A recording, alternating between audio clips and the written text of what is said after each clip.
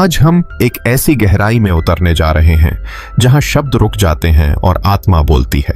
यह कोई साधारण चर्चा नहीं, बल्कि एक आंतरिक यात्रा है, एक ऐसा मार्ग जो हमें भारतीय दर्शन की सबसे ऊंची और शांत चोटियों तक ले जाएगा। आज का विषय है अद्वैत वेदांत, वह ज्ञान जो सदियों से आत्मा की प्यास बुझाता आया है। क्या आपने कभी खुद से यह सवाल पूछा है, मैं कौन हूं? यह सृष्टि क्या है? क्या दुखों से मुक्ति संभव है? अद्वैत वेदांत इन सभी सवालों को सीधा लेकिन भीतर तक हिला देने वाला उत्तर देता है। यह केवल एक दर्शन नहीं, एक अनुभव है जिसे जानकर आप अपने सोचने, जीने और महसूस करने के पूरे तरीके को बदल सकते हैं। इस वीडियो में हम इस प्राचीन ज्ञान को सरल, सहज हिंदी में एक कहानी की तरह समझेंगे। तो अपने भीतर एक खुला मन और जागृत जिज्ञासा लेकर चलिए हमारे साथ। और हां, अगर आप भी अपनी आत्मा के प्रश्नों को सुनना और समझना चाहते हैं तो अभी कर्म कथा चैनल को सब्सक्राइब कर लीजिए, क्योंकि यहां हर वीडियो सिर्फ जानकारी नहीं देता, ये एक आंतरिक परिवर्तन की चाबी है। अंत तक जरूर बने रहिए, क्योंकि इस वीडियो का अंतिम हिस्सा शायद आपके जीवन की दिशा बदल सकता है। अद्वैत वेदांत, जैसा कि नाम से स्पष्ट है, वेदों के अंतिम भाग यानी उपनिषदों पर आधारित एक गहन दर्शन है।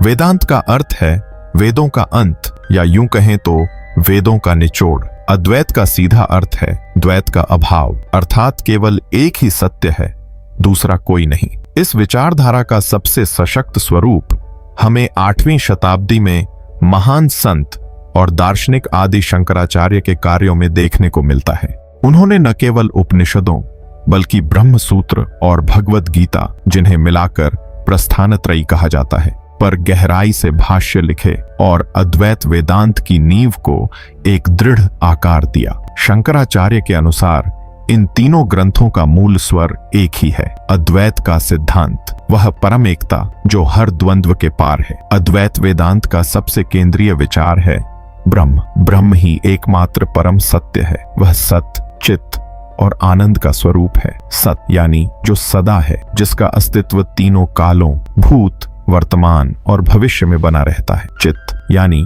वह शुद्ध चेतना जो जानने का मूल है, जिससे सब कुछ जाना जाता है। और आनंद यानी वह आनंद जो किसी बाहरी वस्तु पर निर्भर नहीं, बल्कि ब्रह्म का स्वभाव है। यह आनंद वैसा नहीं जो वस्तुओं से आकर फिर चला जाए, बल्कि वैसा है जैसा अग्नि का स्वभाव गर्मी है, स्थायी और अपरिवर्तनीय। पर ध्यान रहे, ब्रह्म को शब्दों में पूरी तरह बांधना असंभव है, क्योंकि शब्द तो केवल मन की अभिव्यक्ति हैं और ब्रह्म मन और बुद्धि की सीमाओं से बहुत आगे है। इसी कारण उपनिषदों में ब्रह्म को नेति नेति कहा गया है, अर्थात यह नहीं, यह भी नहीं। हम केवल यह बता सकते हैं कि वह क्या नहीं है, लेकिन वह क्या है यह केवल अनुभव से ही जाना जा सकता है। ब्रह्म निर्गुण है, यानी उसमें कोई ऐसा गुण नहीं है जो उसे सीमाओं में बांध सके। वह निराकार, निरंजन और असीम है। वही संपूर्ण सृष्टि की मूल आधारशिला है। जैसे मिट्टी से अनेक बर्तन बनते हैं, लेकिन सभी का मूल तत्व मिट्टी ही होती है। या जैसे सोना भिन्न भिन्न आभूषणों में ढल सकता है, फिर भी उनका मूल एक ही रहता है, वैसे ही ब्रह्म ही सभी रूपों का मौलिक सत्य है। अब सवाल यह उठता है, अगर केवल ब्रह्म ही सत्य है, तो फिर यह विविधता, यह जीव जगत और यह पूरी रंग बिरंगी दुनिया क्या है? यहीं पर अद्वैत वेदांत का दूसरा गहरा सिद्धांत सामने आता है, आत्मन। आत्मन का अर्थ है हमारा वास्तविक और शुद्ध स्वरूप। अद्वैत का सबसे शक्तिशाली संदेश है अहम ब्रह्मास्मि, मैं आत्मा ही ब्रह्म हूँ, और तत्वमसि, वह ब्रह्म तुम हो। इसका आशय यह है कि जो चेतना हमारे भीतर है, जो शरीर, मन, बुद्धि और अहंकार के पीछे शांत और शुद्ध रूप में स्थित है, वह किसी बाहरी सत्ता से अलग नहीं, बल्कि वही ब्रह्म है। यह ठीक वैसे ही है जैसे घड़े के भीतर का आकाश और बाहर का आकाश मूल रूप से एक ही हैं। घड़े की दीवार बस एक भ्रम पैदा करती है। उसी तरह शरीर और मन की सीमाएं हमें आत्मा और परमात्मा को अलग दिखाती हैं, जबकि वास्तविकता में वे अभिन्न हैं। यह जान लेना कि मैं न यह शरीर हूं, न यह मन, न ही बुद्धि, बल्कि नित्य, शुद्ध और स्वतंत्र ब्रह्म स्वरूप आत्मा हूं, यही अद्वैत वेदांत का सर्वोच्च बोध है। और इसी बोध से ही सच्ची मुक्ति का द्वार खुलता है। लेकिन अगर आत्मा और ब्रह्म एक ही हैं, तो फिर यह अलगाव का अनुभव क्यों होता है? हमें क्यों लगता है कि मैं अलग हूं, यह जगत अलग है और ईश्वर कहीं दूर है? इसका उत्तर अद्वैत वेदांत माया के सिद्धांत के माध्यम से देता है। माया एक रहस्यमय शक्ति है जिसे ब्रह्म की ही शक्ति कहा गया है, जो एक निराकार अद्वैत ब्रह्म को अनेक रूपों में प्रकट करती है। माया न तो पूरी तरह वास्तविक है, क्योंकि जब ज्ञान आता है तब यह विलीन हो जाती है, और न ही पूरी तरह असत्य है, क्योंकि जब तक ज्ञान नहीं होता तब तक इसका प्रभाव पूरी तरह अनुभव में आता है। इसी कारण इसे अनिर्वचनीय कहा गया है, जिसका सटीक वर्णन नहीं किया जा सकता। माया दो प्रकार से कार्य करती है, आवरण और विक्षेप। आवरण शक्ति सत्य को ढक देती है, जैसे बादल सूर्य को ढक लेते हैं, और विक्षेप शक्ति उस ढंके हुए सत्य पर भ्रम उत्पन्न करती है, जैसे रस्सी को देखकर सांप का भ्रम होना। इसी माया की वजह से हम अपने ब्रह्म स्वरूप को भूल जाते हैं और अपने आप को शरीर, मन और इस संसार की सीमाओं में बांध लेते हैं। माया के इस प्रभाव से ही यह दिखता हुआ जगत अस्तित्व में आता है, हालांकि उसका आधार वही एकमात्र ब्रह्म है। अद्वैत वेदांत के अनुसार यह संसार परम दृष्टि से देखने पर मिथ्या है। यहां मिथ्या का मतलब शून्यता या अस्तित्वहीनता नहीं है, बल्कि उसका अर्थ है जो जैसा दिखता है वैसा वास्तव में नहीं है और जिसका कोई स्वतंत्र अस्तित्व नहीं होता। यह जगत एक आधार पर टिका है और वह आधार है ब्रह्म। जैसे एक रस्सी पर सांप का भ्रम दिखाई देता है, या जैसे स्वप्न में एक पूरी दुनिया प्रतीत होती है, वैसे ही यह जगत भी एक अनुभूत भ्रम मात्र है, जो तब तक यथार्थ लगता है जब तक अज्ञान का स्वप्न जारी रहता है। जैसे ही जागरूकता का प्रकाश आता है, वैसे ही स्पष्ट हो जाता है कि यह सब केवल मनोरचना थी। अद्वैत वेदांत कहता है कि यह जागृत अवस्था की दुनिया भी माया द्वारा ब्रह्म पर आरोपित एक दृष्टि भ्रम ही है। इसका व्यवहारिक अस्तित्व जरूर है, अर्थात जब तक ज्ञान नहीं होता यह दुनिया हमें वास्तविक प्रतीत होती है, जहां कर्म होते हैं, परिणाम मिलते हैं, सुख दुख भोगे जाते हैं। पर जैसे ही बोध होता है, यह स्पष्ट हो जाता है कि सब कुछ ब्रह्म का ही विवर्त था। जैसे सोने से बने गहनों की पहचान सोने से अलग नहीं होती।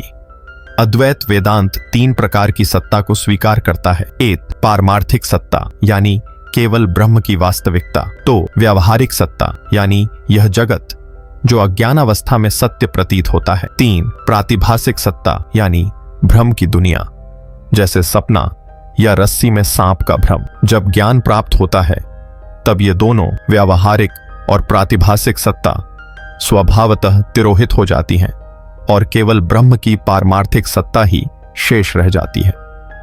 अब आते हैं जीव पर, यानी हम और आप, जो खुद को एक व्यक्ति समझते हैं, जिसका जन्म होता है, जो सुख दुख का अनुभव करता है और अंत में मर जाता है। अद्वैत वेदांत का मानना है कि जीव की वास्तविकता भी ब्रह्म ही है, लेकिन अज्ञान के कारण वह स्वयं को ब्रह्म से पृथक मानने लगता है और शरीर, मन, इंद्रियों आदि से अपनी पहचान जोड़ लेता है। जैसे शांत जल में चंद्रमा का प्रतिबिंब पड़ता है और जल के हिलने से वह प्रतिबिंब भी डगमगाता दिखता है, जबकि असली चंद्रमा तो स्थिर ही रहता है। वैसे ही आत्मा का प्रतिबिंब जब मन, बुद्धि, चित्त, अहंकार पर पड़ता है तो वह जीव के रूप में प्रकट होता है। मन के विकारों और कर्मों के प्रभाव से यह जीव स्वयं को सुखी दुखी, कर्ता और भोक्ता मानने लगता है और जन्म मरण के चक्र में उलझ जाता है, जिसे संसार कहा जाता है। यह सब अविद्या का प्रभाव है। अविद्या यानी आत्मा के वास्तविक स्वरूप ब्रह्म की अज्ञानता, और यही अज्ञान सारे बंधनों और दुखों की जड़ है। तो फिर सवाल है, इस चक्र से कैसे मुक्त हुआ जाए? अद्वैत वेदांत का उत्तर सीधा और स्पष्ट है। ज्ञान ही मोक्ष का मार्ग है। ज्ञानादेव तु कैवल्यम, केवल ज्ञान से ही मोक्ष संभव है। मोक्ष कोई नई अवस्था प्राप्त करना नहीं या किसी और लोक में जाना नहीं है, बल्कि यह पहचानना है कि हम पहले से ही मुक्त हैं जैसे अंधेरे में रस्सी को सांप समझने का भ्रम केवल रोशनी आने पर दूर होता है, वैसे ही आत्मज्ञान के प्रकाश में यह भ्रम मिट जाता है कि हम शरीर या मन हैं। जब यह ज्ञान केवल जानकारी नहीं बल्कि प्रत्यक्ष अनुभव बन जाता है तो अविद्या समाप्त हो जाती है, माया का आवरण हट जाता है और जीव अपने स्वरूप ब्रह्म में प्रतिष्ठित हो जाता है। इसी को मोक्ष कहते हैं, मुक्ति। अद्वैत वेदांत जीवन मुक्ति की अवधारणा भी प्रस्तुत करता है, अर्थात जीते जी मुक्त होना। ऐसा व्यक्ति बाहर से सामान्य लोगों की तरह जीवन जीता है, लेकिन भीतर से वह पूर्णतः मुक्त होता है। वह आत्मा जो अपने स्वरूप में स्थित हो जाती है, उसे फिर कोई दुख या बंधन छू भी नहीं सकता, और जब यह शरीर छूटता है तो उसे विदेह मुक्ति प्राप्त होती है, जहां वह पूरी तरह ब्रह्म में लीन हो जाता है। अब प्रश्न उठता है, इस परम ज्ञान तक पहुंचा कैसे जाए? अद्वैत वेदांत इसके लिए एक क्रमबद्ध साधना मार्ग प्रस्तुत करता है। सबसे पहले एक योग्य गुरु की शरण में जाना आवश्यक है, जो स्वयं इस सत्य का साक्षात्कार कर चुका हो और जिसे शास्त्रों का सही ज्ञान हो। ऐसा गुरु ही शिष्य को मार्ग दिखा सकता है।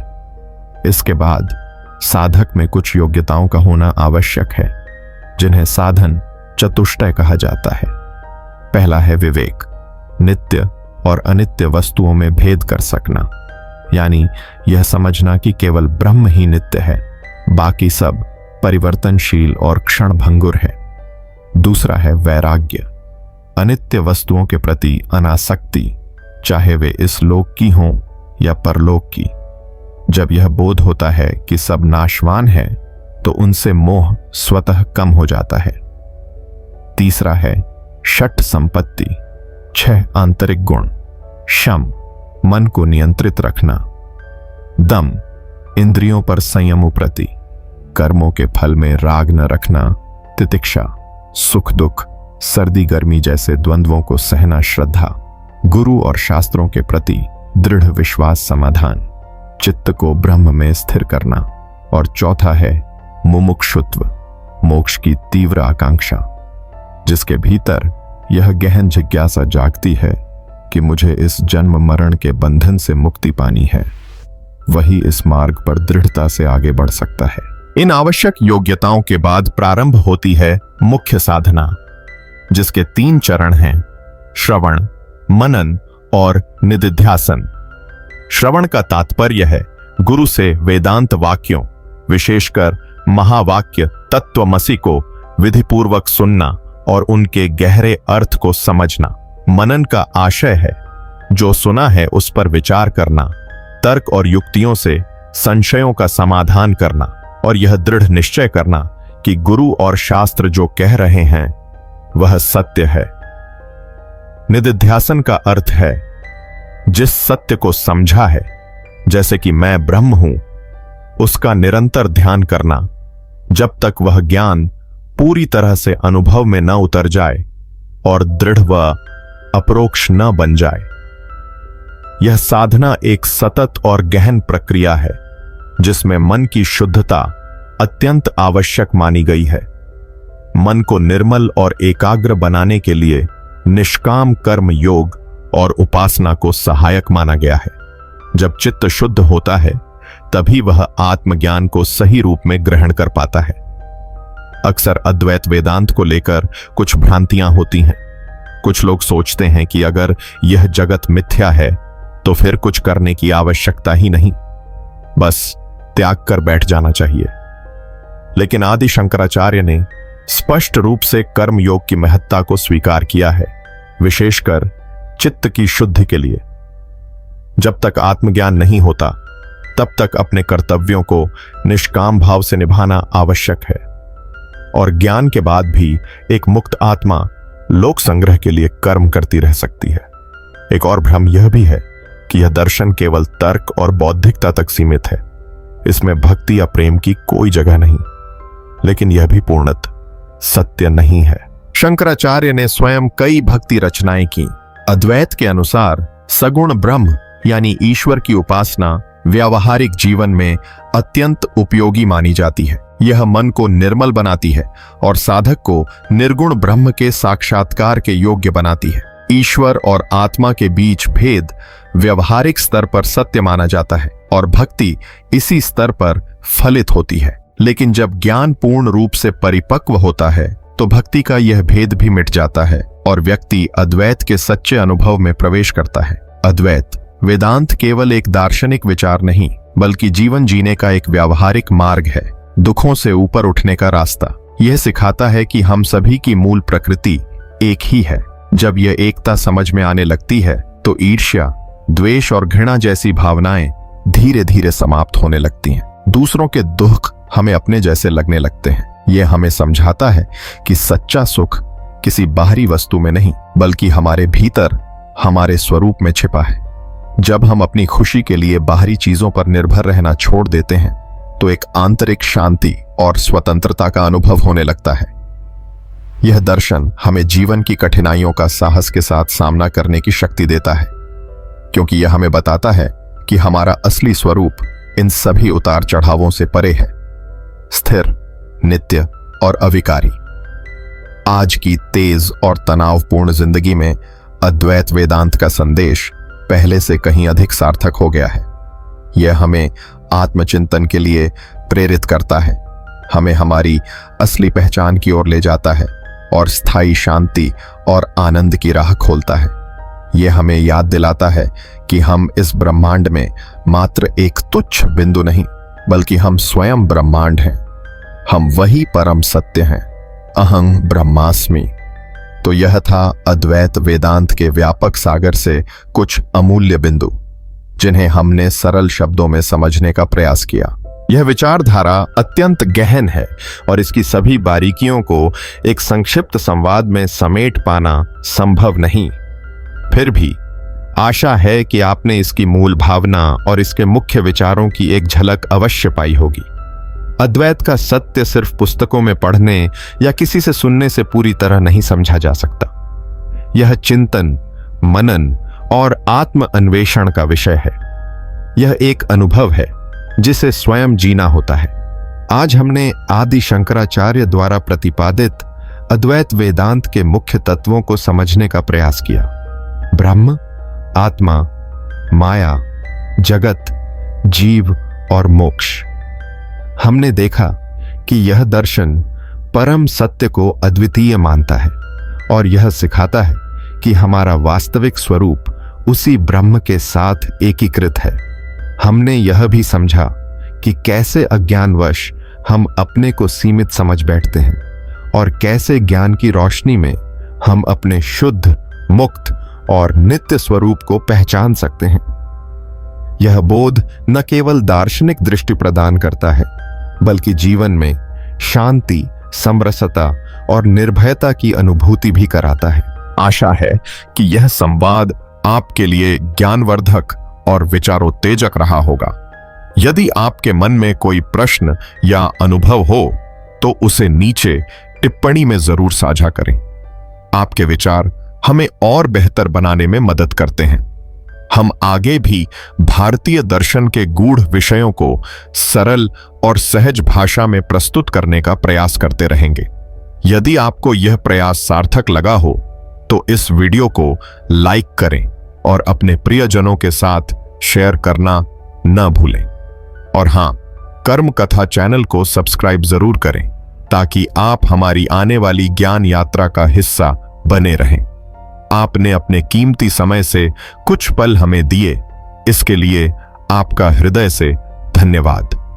फिर मुलाकात होगी एक नए विषय के साथ। तब तक स्वस्थ रहें, सजग रहें और सत्य की ओर अपने पथ को प्रकाशित करते रहें।